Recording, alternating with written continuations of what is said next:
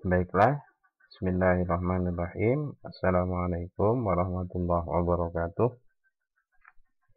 Pada video kali ini, saya akan menjelaskan terkait dengan materi kita, ya, yaitu sumber-sumber ajaran Islam. Namun, tidak semua. Pada video ini nanti saya hanya akan menjelaskan salah satu sumber utama ajaran Islam, yaitu Al-Quran, ya.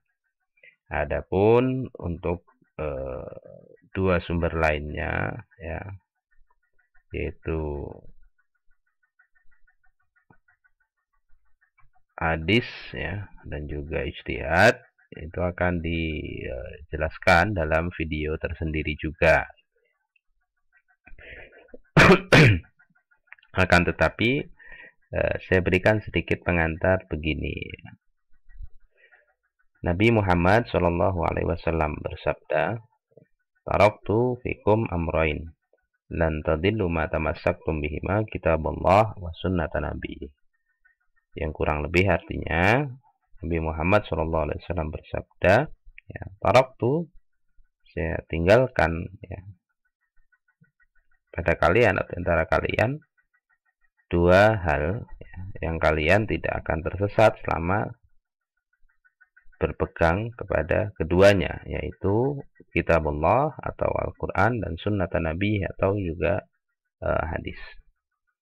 Nah, dari hadis Nabi inilah kemudian dapat dipahami bahwasanya Islam itu mempunyai dua sumber sekunder, dua sumber primer, yaitu Al-Quran atau kitabullah dan juga hadis Nabi. Maka dari itu di sini saya berikan warna putih, ya, itu sebagai sumber pokok atau sumber primer daripada ajaran Islam, yaitu Al-Quran dan hadis Nabi. Adapun sumber ketiga, ini sumber sekunder, ya, itu adalah ijtihad, ya. Itu adalah ijtihad, ya. Kalau dua ini merupakan wahyu, ya, sedangkan ini merupakan hasil pemikiran daripada manusia, ya. Lalu muncul pertanyaan begini, kenapa, ya, sudah ada Al-Quran dan hadis sebagai dua sumber utama ajaran Islam, masih dibutuhkan ijtihad sebagai sumber ketiga ajaran Islam? Karena begini, ya, singkatnya saja, nanti akan dijelaskan di video terkait dengan ijtihad, ya. Tapi singkatnya begini, bahwasanya, ya,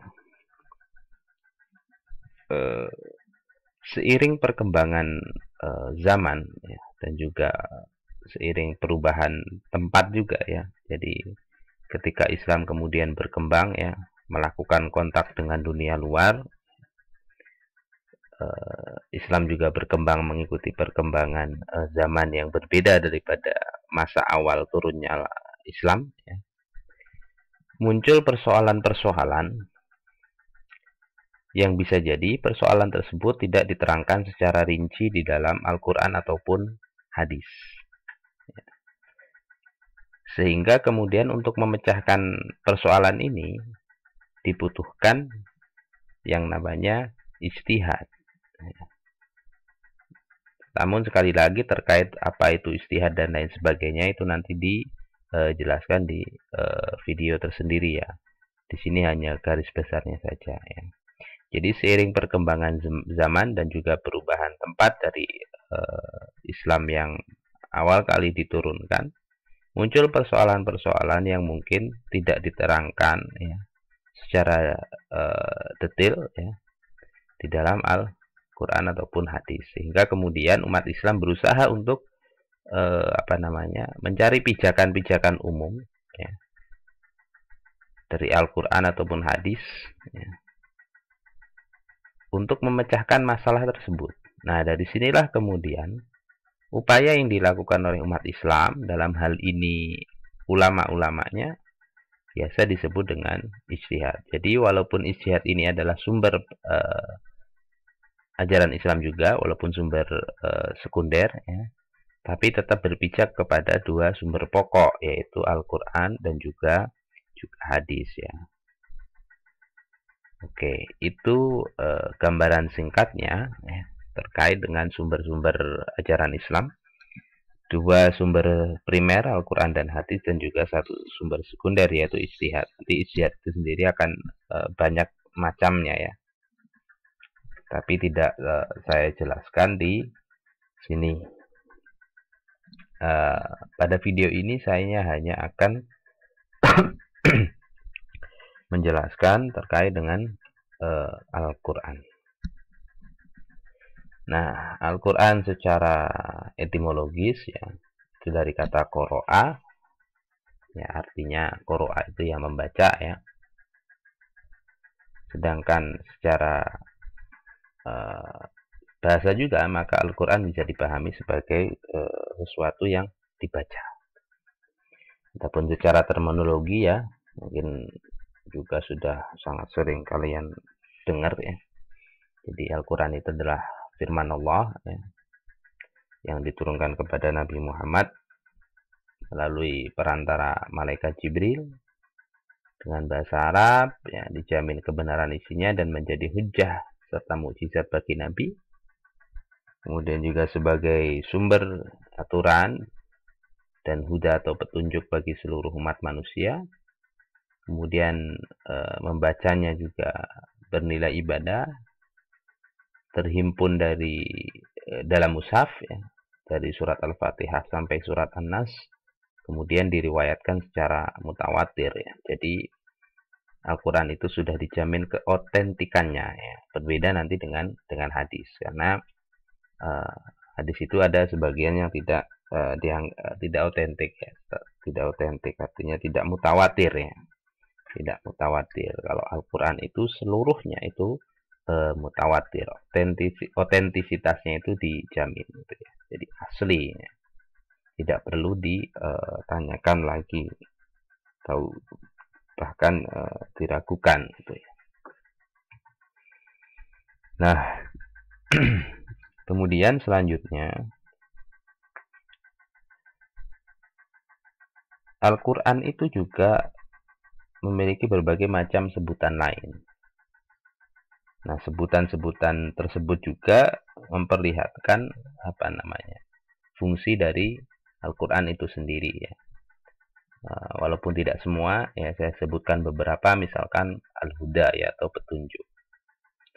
Itu petunjuk bagi umat manusia secara umum dan juga bagi otomatis bagi orang-orang yang beriman. Kemudian juga disebut dengan Al-Furqan atau pemisah ya. Yaitu pemisah antara yang hak ya, yang batil, antara yang benar dan juga yang salah ya, antara pahala dan dosa gitu. Kemudian juga disebut dengan asyifa atau obat ya. Asyifaun lima fis sudur gitu ya. Atau obat bagi penyakit yang ada di dalam dada. Dalam surat Yunus disebutkan demikian. Nah, kemudian ada yang memahami bahwasanya yang dimaksud adalah penyakit psikologis gitu ya.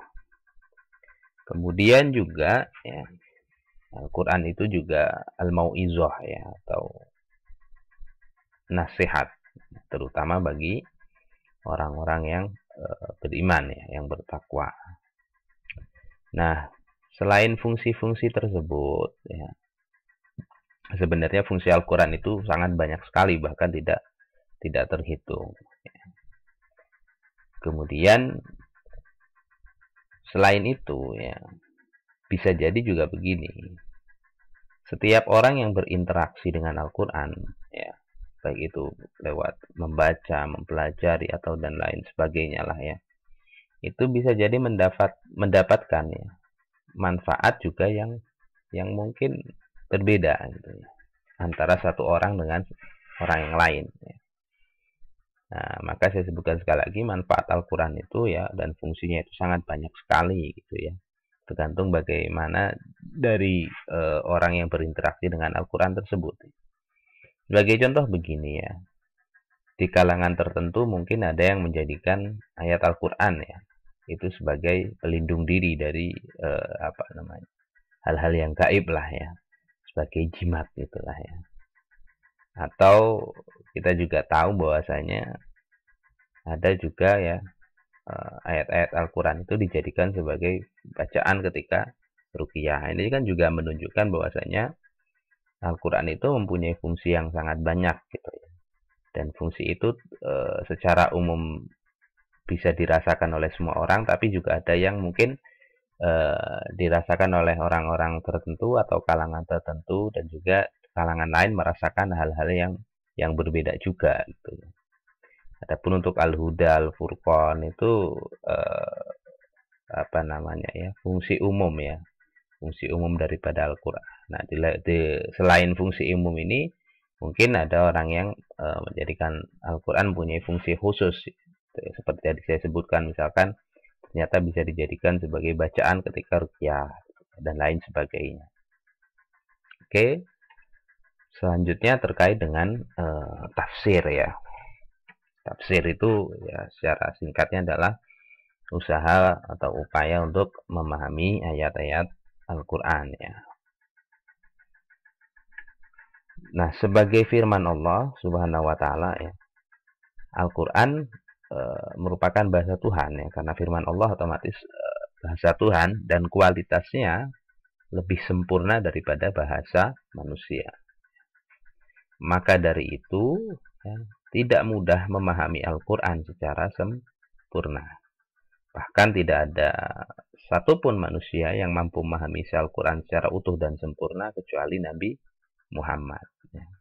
Karena Nabi Muhammad inilah yang apa namanya, diberikan Al-Qur'an. Ya. Jadi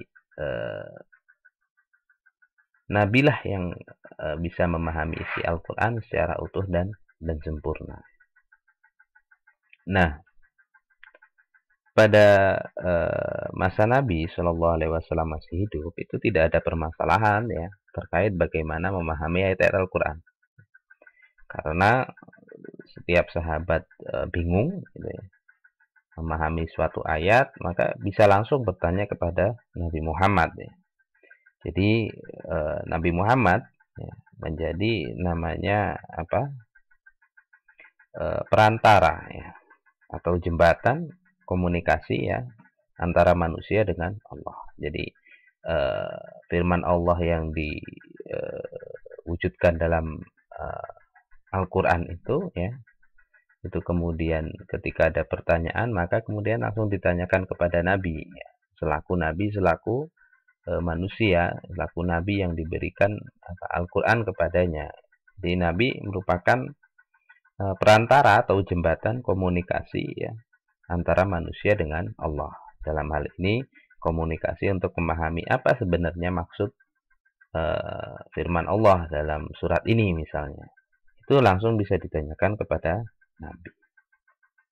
Sehingga problem yang dihadapi umat Islam dalam memahami ayat Al-Qur'an itu dapat diselesaikan secara langsung dengan bertanya kepada Nabi Muhammad gitu. Namun ya, setelah Nabi wafat, kemudian juga permasalahan semakin berkembang, semakin banyak gitu ya. Sudah itu juga tidak ada lagi Nabi, tidak ada lagi tempat bertanya, maka sejak itulah umat Islam mulai melakukan usaha untuk memahami atau menafsirkan ayat-ayat Al-Qur'an sesuai dengan batas kemampuannya ya, dan sesuai dengan mungkin kondisi sosial ya yang melingkupinya. Jadi berkembanglah kemudian yang namanya penafsiran terhadap Al-Qur'an. Nah, bahkan perkembangan itu masih berjalan sampai dengan hari ini, karena bisa jadi masalah-masalah yang kita hadapi hari ini itu mungkin membutuhkan pemecahan ya yang berbeda ya ketika daripada masa-masa sebelumnya, sehingga ayat Al-Qur'an ini pun kemudian ditafsirkan juga secara sesuai dengan perkembangan zaman. Dan sebenarnya ini sah-sah saja gitu ya, sah-sah saja menafsirkan ayat Al-Quran selama tidak menyimpang jauh, ya. Artinya tidak menyimpang jauh daripada pokok-pokok yang sudah ditentukan oleh Islam itu sendiri gitu. Nah, karena sekali lagi bahwasanya tafsir itu merupakan usaha seorang manusia gitu ya. Tafsir itu adalah merupakan usaha seorang manusia dalam memahami ayat Al-Quran, maka bisa dipastikan bahwasanya Al-Quran dan tafsir ya adalah dua hal yang berbeda ya. Jadi Al-Quran dan tafsir itu merupakan dua hal yang berbeda ya. Apabila Al-Quran itu mutlak kebenarannya, karena Al-Quran adalah firman Allah, ya, wahyu, maka tafsir atas Al-Quran, ya, termasuk ya, terjemah apalagi ya, terjemah atas Al-Quran, karena itu usaha manusia, maka tidak mutlak kebenarannya. Karena sekali lagi manusia mempunyai keterbatasan-keterbatasan, ya. Dan karena tafsir Al-Quran itu juga merupakan usaha manusia yang mempunyai pengetahuan yang berbeda-beda ya, latar belakang yang berbeda-beda juga, ilmu pengetahuan yang mungkin berbeda-beda juga, gitu ya. Mazhab yang berbeda-beda juga, maka kemudian melahirkan juga penafsiran yang berbeda-beda antara satu penafsir dengan penafsir yang lain, dan ini sah-sah saja itu ya, dan wajar-wajar saja, karena sekali lagi tafsir Al-Quran hanya merupakan usaha manusia untuk memahami ayat-ayat Al-Quran atau ayat-ayat Allah, sehingga sangat besar terjadi perbedaan ya, sangat mungkin terjadi perbedaan antara satu mufassir dengan mufassir yang lain. Nah, bagaimana perbedaan tafsir terjadi ya, bisa dilihat dari khazanah tafsir yang ada di dalam wacana Islam itu ya, wacana keislaman. Dari sisi metode terdapat beberapa metode penafsiran ya. Ada metode penafsiran secara ijmali atau global, ada metode penafsiran secara tahlili atau analitis ya. Ada yang secara muqarrin atau komparatif, dan juga ada yang maudhu'i atau tematik ya. Nah, metode penafsiran global itu adalah menjelaskan ayat-ayat suci Al-Quran itu secara ringkas dengan bahasa yang sangat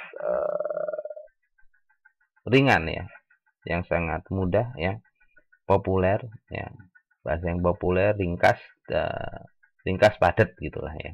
Jadi itulah tafsir ijmali. Kalau kalian mungkin pernah dengar kitab tafsir Jalalain ya, itu dalam beberapa ahli mengatakan bahwa itu adalah salah satu contoh daripada kitab tafsir yang menggunakan metode ijmali atau metode global ini ya.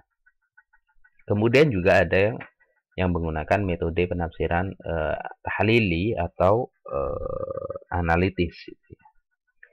Jadi metode ini itu menafsirkan ayat-ayat Al-Quran ya, dengan memaparkan segala hal ya, yang terkandung di dalam ayat ya, jadi panjang lebar lah penjelasannya gitu ya, serta kemudian otomatis menerangkan juga makna-maknanya ya. Dan biasanya kitab tafsir ini itu tebal-tebal karena penjelasannya panjang lebar. Penjelasannya panjang lebar ya. Penjelasannya panjang lebar, dan biasanya ya tersusun dari surat Al-Fatihah sampai surat An-Nas lengkap gitu ya. Atau mungkin ada juga kitab tafsir yang hanya membahas beberapa surat tertentu, tapi dilakukan secara pembahasannya dilakukan secara panjang lebar gitulah ya. Ini biasanya disebut dengan metode penafsiran yang menggunakan tahlili atau analitis. Sebagai contoh mungkin kalau kalian pernah dengar ya kitab tafsir misalkan yang sering dijadikan rujukan orang misalkan tafsir Ibnu Katsir itu adalah tafsir yang menggunakan metode penafsiran tahlili ini. Nah, kemudian juga ada metode komparatif ya atau metode perbandingan. Nah, dari namanya aja perbandingan ya bisa dipahami bahwasanya metode penafsiran muqarrin itu adalah membandingkan ya ayat dengan ayat Al-Qur'an atau dengan hadis ataupun juga bisa jadi membandingkan pemikiran seorang mufasir sebelumnya ya dengan mufasir yang lainnya membandingkan pemikiran tafsir si A misalkan dengan si B untuk kemudian di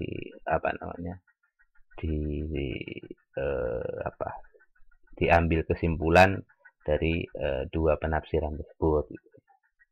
Nah, kemudian yang terakhir ini yang sangat populer saat ini ya termasuk kalian juga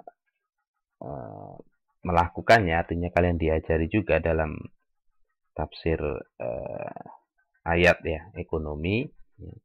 Itu adalah penggunaan yang namanya metode penafsiran tematik gitu ya. Jadi metode penafsiran tematik itu ya menghimpun ayat-ayat Al-Quran yang mempunyai mungkin tujuan yang sama ya dalam arti topiknya sama gitu ya, membicarakan satu hal gitu. Kemudian seluruh ayat-ayat yang membicarakan satu permasalahan tersebut dihimpun ya, kemudian diuraikan, dijelaskan ya terkait dengan kandungan-kandungan yang terdapat di dalamnya untuk kemudian disimpulkan gitu ya. Itu yang populer hari ini ya. Sebagai contoh misalkan bunga bank dalam Al-Quran. Nah, itu salah satu metode penafsiran dengan tematik. Jadi nanti ketika menggunakan metode penafsiran ini dengan judul tadi misalkan bunga bank, maka semua ayat yang mungkin ada kaitannya dengan bunga bank itu dari surat apapun, ya, dari juz manapun, ya, juz keberapapun itu digabungkan menjadi satu untuk kemudian dijelaskan. Nah, itu kan berbeda dengan misalkan penggunaan metode analitis ini yang runut dia ya, surat per surat ya, misalkan dari Al-Fatihah sampai Nas. Nah, kalau tematik ini itu hanya menghimpun ayat-ayat yang sama ya, yang membahas satu topik tertentu. Misalkan tadi saya beri contoh bunga bank dalam Al-Quran atau misalkan begini, perempuan dalam Al-Quran. Maka ayat-ayat yang membicarakan tentang perempuan itu dikumpulkan menjadi satu, kemudian dijelaskan, dicari hubungannya apa itu ya, untuk kemudian disimpulkan oh ternyata begini gitu ya. Nah, itu yang disebut dengan metode tematik. Ya. Nah, dari sisi metode penafsiran itu kan berbeda-beda, begitu juga dari sisi pendekatan yang digunakan. Ya.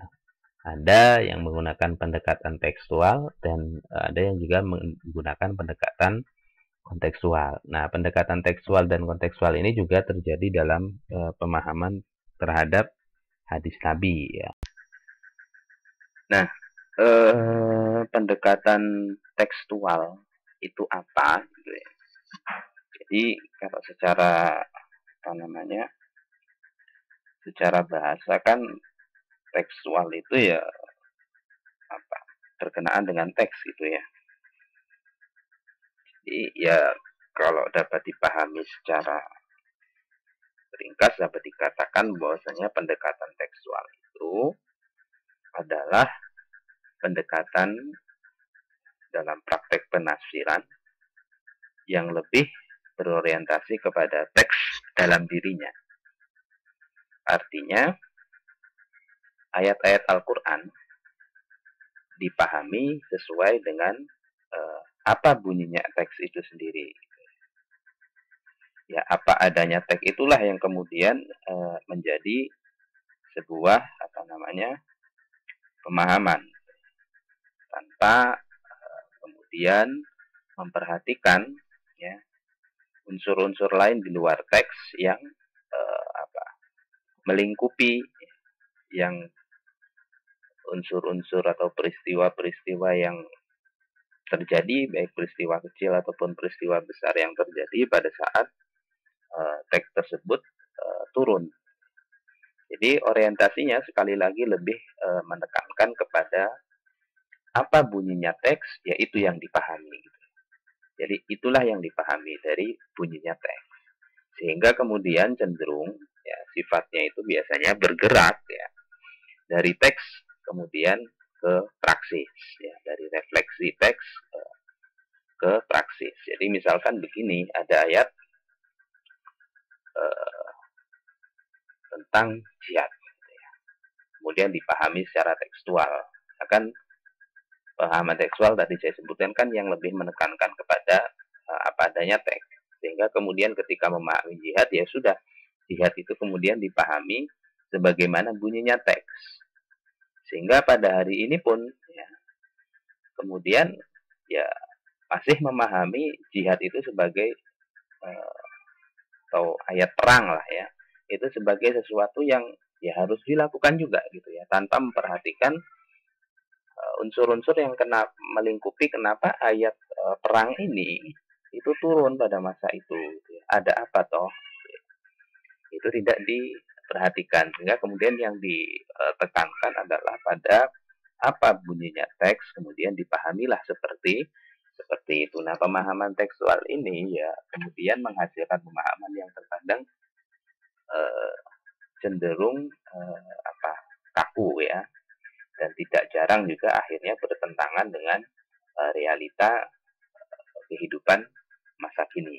Karena sekali lagi yang dilihat hanya teksnya saja ya, tanpa kemudian memperhatikan kenapa teks ini turun. Nah, kondisinya seperti apa pada masa itu ya, faktor-faktor apa yang melatar belakangi kok bisa ya ada ayat seperti ini turun. Nah, ini kan juga bisa menggunakan pendekatan sejarah yang itu. Nah, itu biasanya dilakukan ya, dalam pendekatan kontekstual. Ya.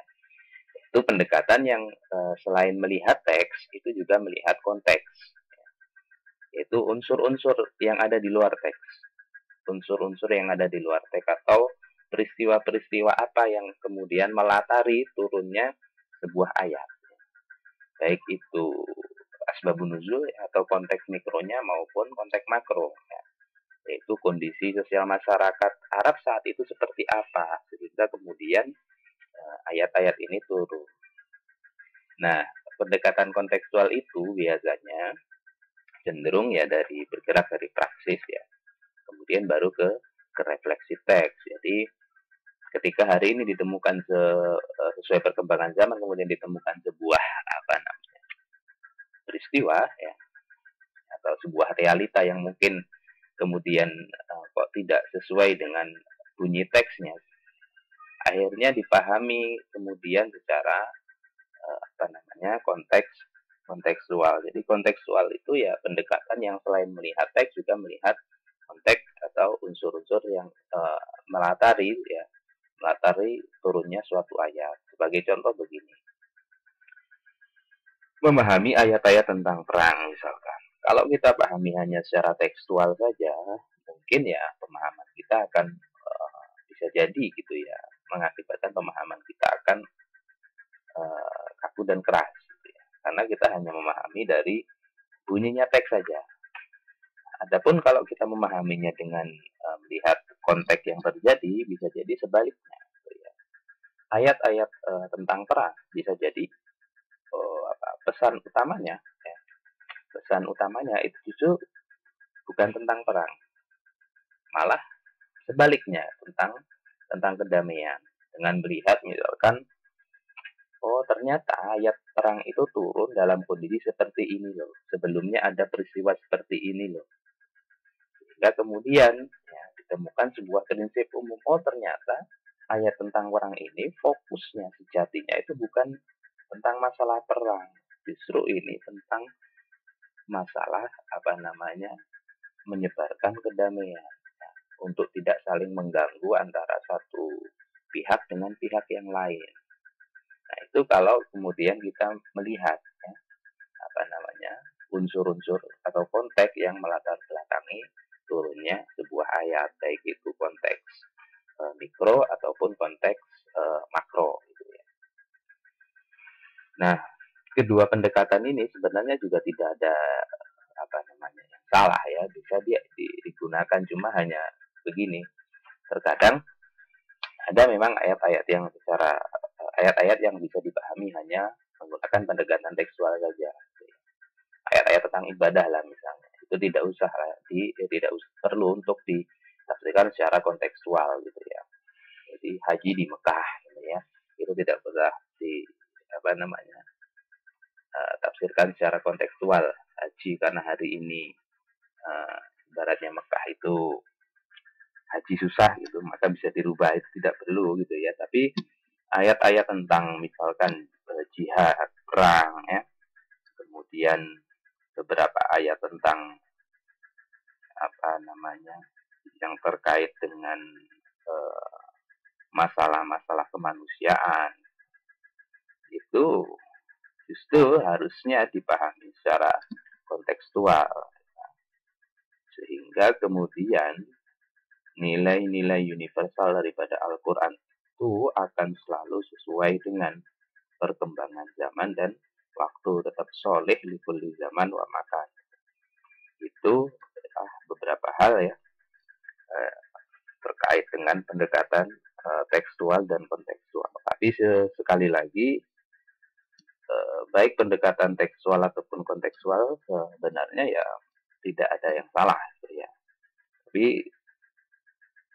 pendekatan tekstual itu bisa diaplikasikan dalam ayat-ayat tertentu, tapi akan sangat mungkin kurang apabila diaplikasikan dalam ayat-ayat yang lain. Begitu juga dengan pendekatan kontekstual, akan terlalu bahasa orang sekarang itu akan terlalu liberal lah apabila kemudian menafsirkan ayat-ayat yang sejatinya itu tidak perlu ditafsirkan secara kontekstual, tapi ditafsirkan secara kontekstual. Ya mungkin itu saja. Bila ada pertanyaan silahkan untuk ditanyakan ya. Demikian. Assalamualaikum warahmatullahi wabarakatuh.